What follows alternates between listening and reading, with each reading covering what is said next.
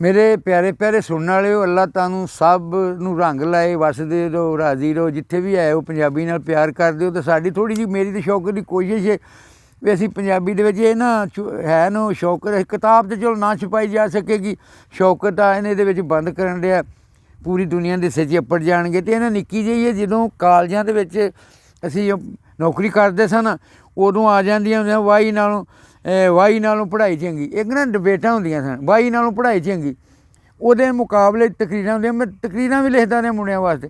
ਉਹ ਮੇਰੇ ना मिसरा एक आ गया जेहन ही, तो मैं ना ਇਹ गज़ल ਦੇ ਵਿੱਚ ਫਿੱਟ ਕੀਤਾ वाही नालों पढ़ाई चंगी। ਉਹ मैं सुणाउणा ਤੇ ਨਾਲੇ ਆਪਣੀਆਂ यादां पिछलियां आ जाणियां। पुरानी गज़ल हाफिज़ अकरम साहब तुसीं पुरानियां चीज़ां नूं बड़ा पसंद करदे हो।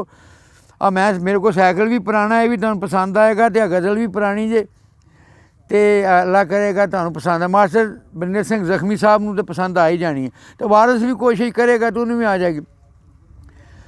शौकत नेकी नालों यार बुराई चंगी लगदी। एक बंदे लगा है ना मौलवी, तो दूजे बंदे वो खुसरे नचदे होण, तो मौलवी वाल कोई भी ना जाएगा, सारा पिंड खुसरे नाल चला जाएगा। है ना साडी फितर। नेकी नालों यार बुराई चंगी लगदी है, अपनी अकल ते चीज़ पराई चंगी लगदी। शौकत जरा मेरे नाल मूँह रख, मैनूं तेरे मूँह तो फिर पता लग रहा ना, दाद हुण देण वाला तो हो रहा है कोई नहीं, तू ही है। नेकी नालों यार बुराई चंगी लगदी है, अपनी अकल ते चीज़ पराई चंगी लगदी है। तो मां जी घर दी मुर्गी दाल बराबर हौला करदा पीर। फरूक ते वारिस ने मेरे बेली तो उन्होंने मेरे ते तनकीद आउंदी है, तो मेरे ते उन्हें करनी हुंदी है, तो दूजे उन्होंने चंगा वो होवे ना लो शेर किसी का माड़ा भी तो आने इहो जिहा लिख। वो भी मैं तुहानूं किते शौकत गल दसांगा, जदों वो नज़म सुणावांगा ना वो विचों आ जानी है, तो फिर मैं तेनों दसांगा भी मार साहब ने आख्या इहो जिहा शेर लिखिया। मेरा शेर ही मैनूं सुणा के आंदा इहो जिहा शेर लिखिया कर।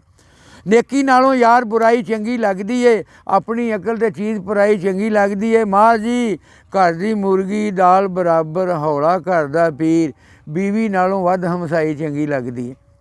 घर दी मुर्गी दाल बराबर हौला करदा पीर, बीवी नालों वध हमसाई चंगी लगदी है। ते हक हलाल दी रोज़ी दे नाल कुछ भी बनदा नहीं, हक हलाल दी रोज़ी दे नाल कुछ भी बनदा नहीं, ताईयों उतला माल कमाई चंगी लगदी है।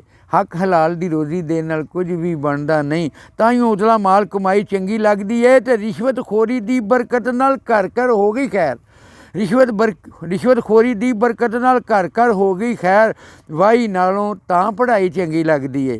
ते चादर कुर्ता पग ते पटका अज कल फबदे नहीं, लंडे वाली पैंट ते टाई चंगी लगदी है।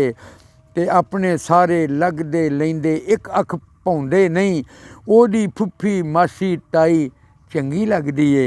ते अपनी गिच्ची विच गलावां टंगी देंदा है, होरां दे गल अनवर फाई चंगी लगदी है।